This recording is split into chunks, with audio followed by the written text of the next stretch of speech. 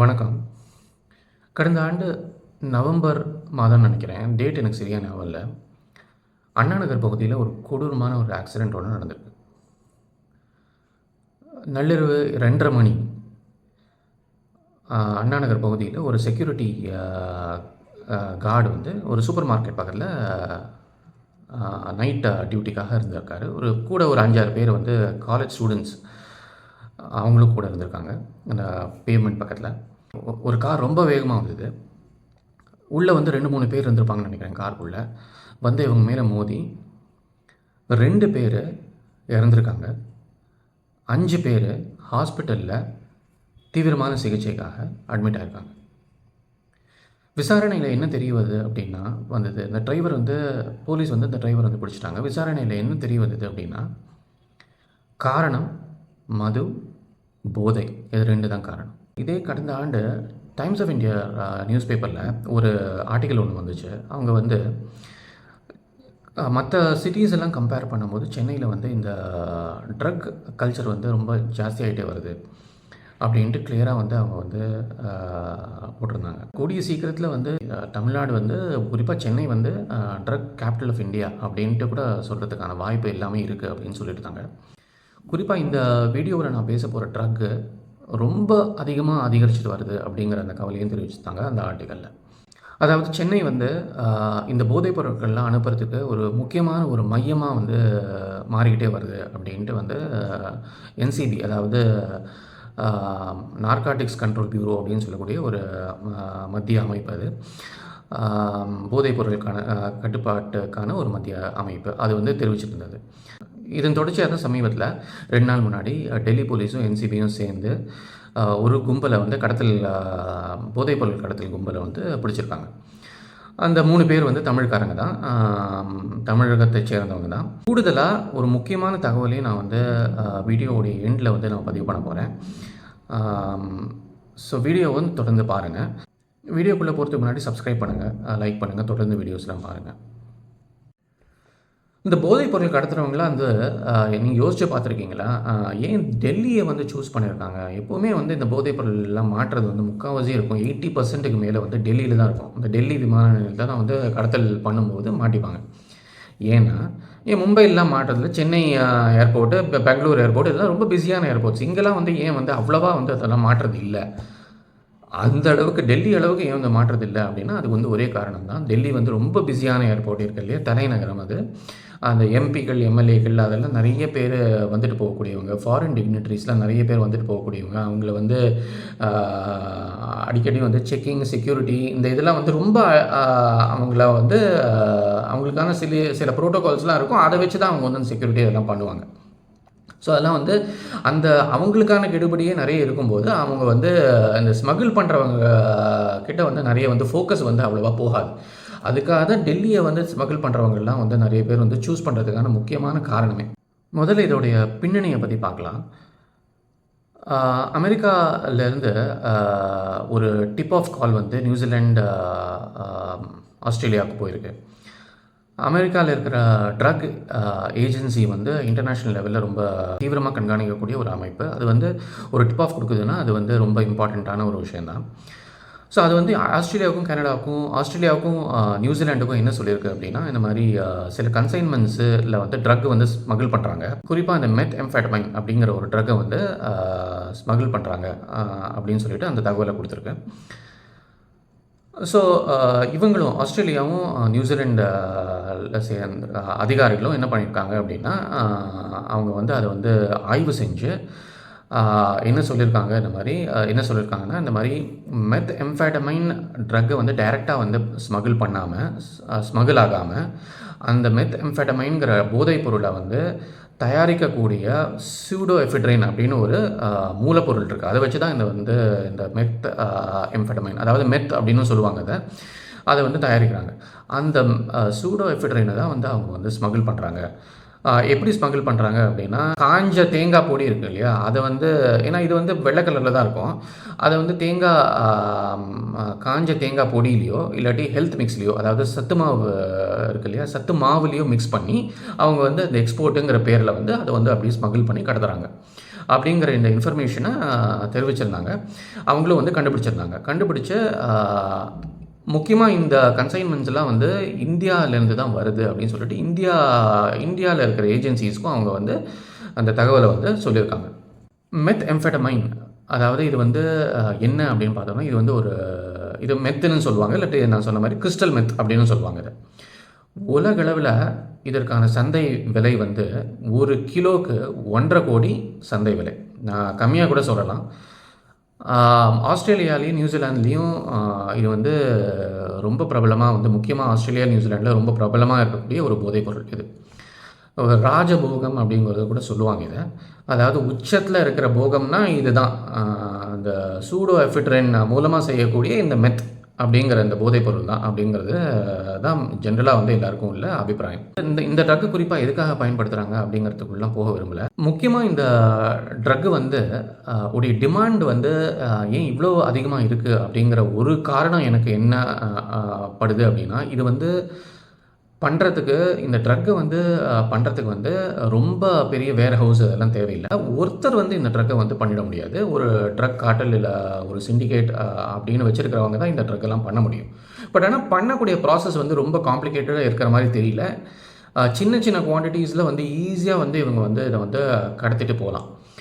அதாவது இப்போ வந்து என்ன அப்படின்னா, இதுக்கான மூலப்பொருள்னு சொல்லக்கூடிய அந்த சூடோ எஃபிட்ரின்னு சொன்னேன் இல்லையா, அந்த சூடோ எஃபிட்ரின் வந்து அந்த ஃபார்மசிலேயே ஜென்ரலாக இந்தியாவிலேயே வந்து எல்லா ஃபார்மசிலையுமே வந்து சின்ன சின்ன குவான்டிட்டிஸில் வந்து கிடைக்கிற ஒரு பொருள் தான்.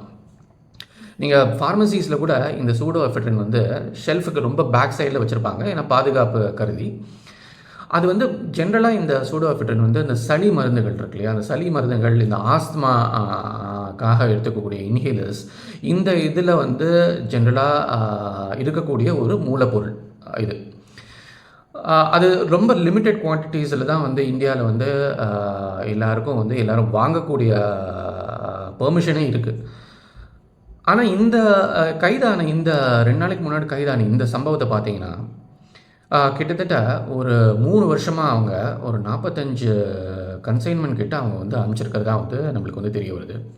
இவ்வளோ பெரிய குவான்டிட்டியில் வந்து பண்ணணும் அப்படின்னா, அந்த ஃபார்மசிஸ் எல்லாம் வந்து அவங்க எடுத்து பண்ணியிருக்க முடியாது. அவங்க அதுக்கு அந்த பெரிய ட்ரக் வேர் ஹவுஸு, பெரிய ட்ரக் மார்க்கெட்டு, ட்ரக் சிண்டிகேட் அதில் மட்டும்தான் இதெல்லாம் பண்ண முடியும். எப்போவுமே போதைப்பொருள் பண்ணுறவங்க உற்பத்தி பண்ணுறவங்க எல்லாருமே வந்து ஒரு ஆளாக இருக்க முடியாது. சான்ஸே இல்லை உலகத்தில். ஆனால் இங்கே நம்ம பேசுகிறது வந்து ஒரு பெரிய கன்சைன்மெண்ட். ஒரு 45 கன்சைன்மெண்ட்ஸு கடந்த 3 வருஷமாக அவங்க வந்து அனுப்பிச்சிருக்காங்க அப்படின்னா ஒரு சின்ன குவான்டிட்டி கிடையாது. அது வந்து ஃபார்மசிஸ்லாம் நீங்கள் வந்து வாங்கி பண்ணுற அளவு கிடையாது இது. ஸோ இது கண்டிப்பாக ஒருத்தருடைய வேலையாகவும் இருக்க முடியாது. இது வந்து கண்டிப்பாக ஒரு ட்ரக் கார்ட்டல் இல்லை ட்ரக் சிண்டிகேட் அந்த மாதிரி ஒரு பெரிய ஒரு செட்டப்போடு தான் இதை வந்து இயங்க முடியும். அந்த மாதிரி தான் பண்ண முடியும். பட் ஆனால் பண்ணுற ப்ராசஸ் தான் சொன்னேன். அது வந்து மூலப்பொருள் வந்து கிடைக்குது, அதுதான் சொல்கிறேன் நான். ஆனால் இவங்களுக்கு லார்ஜ் குவான்டிட்டிஸில் எங்கேருந்து இவங்களுக்கு அந்த மூலப்பொருள்லாம் வந்துச்சு அப்படிங்கிறது தான் இனிமேல் வந்து இந்த என்சிபி விசாரணையிலாம் வந்து தொடர்ந்து வெளியில் வர வேண்டிய விஷயங்கள். எப்படி பஸ் பண்ணாங்க இந்த ராக்கெட்டை அப்படிங்கிறத பற்றி பேசலாம். இந்த டெல்லி போலீஸும் இந்த டிப் ஆஃப் கிடச்ச உடனே இந்த என்சிபியும் டெல்லி போலீஸும் என்ன பண்ணாங்கன்னா, தொடர்ந்து ஒரு 3 மாதம் 4 மாதத்துக்கு வந்து அதை வந்து சிவியர் சர்வைலன்ஸ் பண்ணாங்க. அவங்களோட வாட்ஸ்அப்பு, இன்கம் கால்ஸ் எல்லாத்தையுமே வந்து மொபைல்ஸ் எல்லாத்தையுமே ட்ராக் பண்ணி 4 மாதமாக வந்து அவங்களை கண்காணிப்புலேயே வந்து வச்சுருந்து இன்வெஸ்டிகேஷன் போயிட்டே இருக்கும்போது அவங்க வந்து என்ன ஆச்சுன்னா, ஒரு வேர் ஹவுஸுக்கு அவங்க வந்து போய் அது வந்து நிற்கிது. ஸோ அவங்க வந்து வேர் ஹவுஸுக்கு போய் பார்த்துருக்காங்க. இந்த வேர் ஹவுஸில் தான் அவங்கள வந்து அது வந்து கை காமிக்குது ஃபர்தர் இன்வெஸ்டிகேஷன். இந்த வேர் ஹவுஸில் போய் பார்க்கும்போது அவங்க என்ன பார்க்குறாங்க அப்படின்னா, இந்த 3 பேர் அடங்கிய இந்த கும்பலை கைது பண்ணியிருக்காங்க இல்லையா, அந்த 3 பேர் அடங்கிய கும்பலில் வந்து கையும் களவுமாக பிடிக்கிறாங்க. என்ன பண்ணும்போது பிடிக்கிறாங்கன்னா, அவங்க வந்து டைரெக்டாகவே அந்த சூடோ எஃபிட்ரினை அந்த ஹெல்த் மிக்ஸ், அதாவது சத்து மாவுக்குள்ளே வந்து கலவையில் அதை வந்து மிக்ஸ் பண்ணி பேக்கேஜிங் பண்ணிகிட்டு இருக்கும்போதே அவங்கள வந்து கையும் களமாக பிடிச்சிடுறாங்க.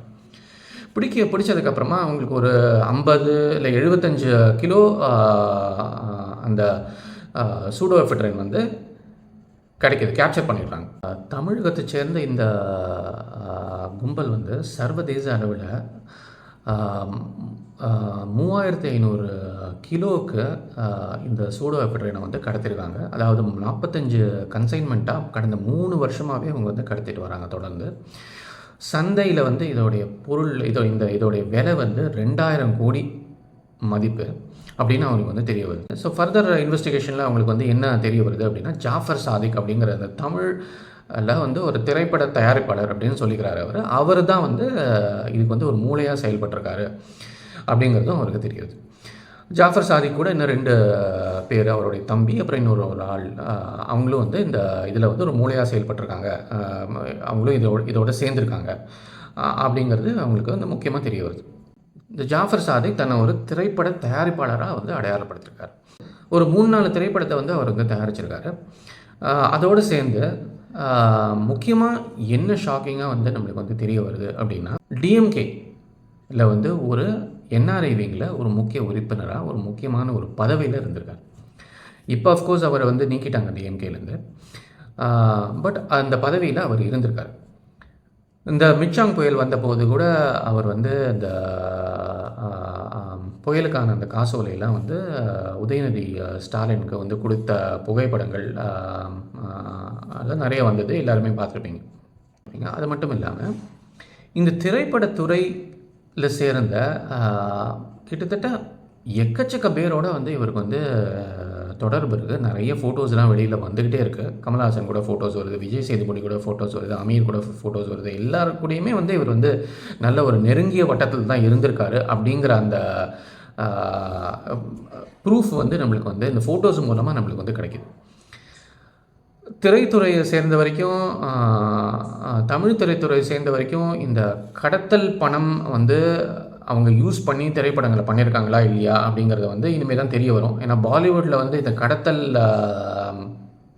பணம் வந்து சினிமா இண்டஸ்ட்ரிக்குள்ளே இருந்து அவங்க வந்து அதை வச்சு வேலை செய்கிறது வந்து ரொம்ப சர்வசாதாரணம். தமிழ் சினிமா இண்டஸ்ட்ரியில் வந்து இது வந்து அவ்வளோவா வந்து வெளியில் வராத ஒரு விஷயந்தான்.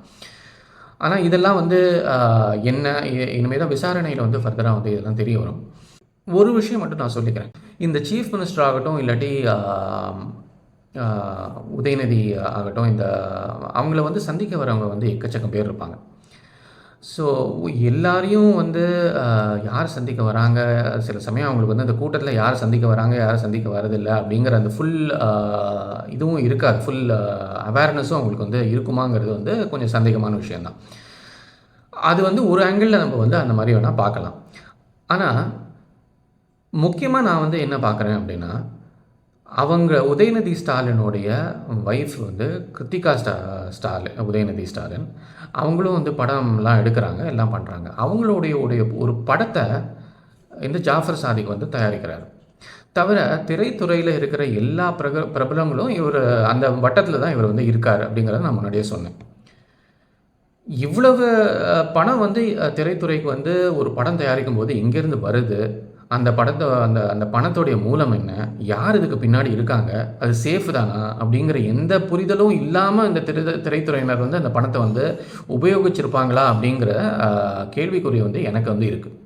ஏன்னா எல்லோரும் வந்து திரைத்துறையில் இருக்கிறவங்கெல்லாம் எல்லோரும் நான் அவ்வளோ அப்பாவி மக்களா, இது கூட அவங்களுக்கு தெரியாமல் இருந்திருக்குமா என்ன? கண்டிப்பாக வந்து தெரிஞ்சிருக்கும். கண்டிப்பாக வந்து அவங்களுக்கு வாய்ப்பு இருக்குது தெரிஞ்சிருக்கிறதுக்கு. இதெல்லாம் வந்து போக போக வந்து விசாரணையில் தான் வந்து தெரிய வரும். யாரெல்லாம் வந்து இதில் வந்து இன்வால்வ் ஆகியிருக்காங்க அப்படிங்கிறதெல்லாம் இனிமேல் தான் விசாரணையில் தெரிய வரும். இப்போ என்சிபி வந்து நம்மளுக்கு வந்து கொடுத்துருக்கிற தகவல் வந்து வெறும் முதல் கட்ட தகவல் மட்டும்தான். அவங்க வந்து இந்த கிங் மேக்கராக இவர் வந்து இருந்திருக்காரு, இந்த அளவுக்கு வந்து போதைப் பொருளை வந்து சிக்கியிருக்கு அப்படிங்கிற இந்த இன்ஃபர்மேஷன் வச்சு தான் நம்ம வந்து எல்லாருமே வந்து பேசிகிட்டு இருக்கோம். விஷயம் வந்து வெளியில் வந்த உடனே ஜாஃபர் சாதிக் வந்து டிஎம்கே வந்து என்ன பண்ணுதுன்னா கட்சியை விட்டு நீக்குது. இதில் வந்து எனக்கு ரொம்ப ஒரு சந்தேகமான விஷயமா இருக்குது. அது எப்படி ஒரு இந்த இந்த இந்த ஆளை வந்து இன்னும் வந்து என்சிபி வந்து பிடிக்கவே இல்லை. இது வந்து அவங்கள பிடிச்சி இன்னும் விசாரணைக்கு உட்படுத்தி இந்த சார்ஜ் ஷீட்லாம் ஃபைல் பண்ணி அப்புறம் தான் குற்றவாளி அப்படிங்கிறத வந்து எல்லாமே வந்து வெளியில் வரும். அதுக்கு முன்னாடியே வந்து டிஎம்கே வந்து கட்சி வந்து அவரை வந்து கட்சியிலேருந்து வெளியே நீக்குது அப்படின்னா அதுவே ஒரு பெரிய சந்தேகத்தை தான் எனக்கு வந்து கிளப்புது. ஸோ நீங்கள் கட்சியை விட்டு அவரை வந்து உடனே வெளியேற்றி நீங்கள் வந்து என்ன ப்ரூவ் பண்ணுறீங்க அப்படின்னா ஜனங்க மத்தியில் நாங்கள் வந்து உடனே ஆக்ஷன் எடுத்துகிறோம் அப்படிங்கிற ஒரு பிம்பத்தை வந்து தோற்றத்தை வந்து உண்டு பண்ணுறாங்கன்னு நினைக்கிறேன். உண்மையை பார்க்க போனால் இதெல்லாம் ஒரு ட்ராமா தான். இந்த முதல் குடும்பம் இதிலேருந்து தப்பிக்கணும். இந்த ட்ரேயிலும் எந்த விதமான அந்த ட்ரேஸும் அந்த முதல் குடும்பத்துக்கு வந்துடக்கூடாது. நாளைக்கு வந்து இந்த என்சிபியோ, இந்த என்ஐஏயோ இல்லை எந்த அதிகாரியோ அவங்க கதவை தட்டிடக்கூடாது. அதுதான் அவங்களுக்கு வந்து முக்கியமான நோக்கம். ஸோ அதை காப்பாற்றிக்கிறதுக்காக அவங்க வந்து என்ன வேணால் செய்வாங்க. ஸோ அந்த போர்வையில் நடந்தது தான் இந்த தகுதி நீக்கம், அந்த கட்சியிலேருந்து நீக்கினது எல்லாமே அப்படிங்கிறது தான் என்னுடைய திட்டவட்டமான ஒரு அபிப்பிராயம். பதிவோட இறுதியாக இந்த அரசாங்கத்துக்கு ஒரே ஒரு கேள்வி மட்டும் கேட்குறேன். இந்த சமீபத்தில் ஒரு 10 நாளைக்கு முன்னாடி அந்த கேன்சர் விளைவிக்கிற ஒரு கெமிக்கல் காட்டன் கேண்டியில் இருக்குது அப்படின்னு சொல்லிட்டு நீங்கள் ரொம்ப சுறுசுறுப்பாக நீங்கள் காட்டன் கேண்டியை நீங்கள் வந்து பேன் பண்ணீங்க. அது நல்ல விஷயந்தான். காட்டன் கேண்டியை பேன் பண்ணுற முடிவு வந்து உங்களால் ரொம்ப சீக்கிரம் எடுக்க முடிஞ்சுது. ஏன்னா அதுலேருந்து வர பணத்தை வச்சு நீங்கள் அரசாங்கத்தை நடத்தலையே. இப்போ 2023-24 இந்த டாஸ்மாகிலேருந்து வரக்கூடிய சேல்ஸு 50,000 கோடி இருக்கும் அப்படின்ட்டு கணிச்சிருக்காங்க. இது போன வருஷத்தை கம்பேர் பண்ணும்போது கிட்டத்தட்ட 900 கோடி ரூபாய் அதிகம் அப்படின்னு சொல்கிறாங்க. இந்த டாஸ்மார்க்கை ஒழிக்கணும்னு சொல்லி வல்லுநர்களும் சரி, பெரியவங்களும் சரி, இந்த விஷயத்தை வச்சு போராடிட்டுருக்கிற அரசியல்வாதிகளும் சரி, இதை சொல்லி அழுத்து போயாச்சு. ஆனால் அது வந்து தொடர்ந்து எந்த நடவடிக்கையும் எடுக்காமல் அது ஒரு பெரிய ஆலமரமாகவே வளர்ந்துருச்சு. ஆனால் இதை விட பல மடங்கு சட்டவிரோதமாக அந்த போதை பொருள் பணம் வந்து புழங்கிட்டுருக்கு. இதையும் டாஸ்மார்க் மாதிரியே நீங்கள் வந்து ஆலமரம் மாதிரி பெருசாக வளர விட போகிறீங்களா? இல்லாட்டி இதை முற்றிலும் வந்து நீங்கள் அடியோட வேரோட ஒழிக்க வந்து என்ன பண்ண போகிறீங்க? நீங்கள் இதை ஒழிப்பீங்கிற நம்பிக்கை வந்து எனக்கு இல்லை. ஏன்னா சுறுசுறுப்பாக நடவடிக்கை எடுக்க இது என்ன சாதாரண காட்டன் கேண்டியா?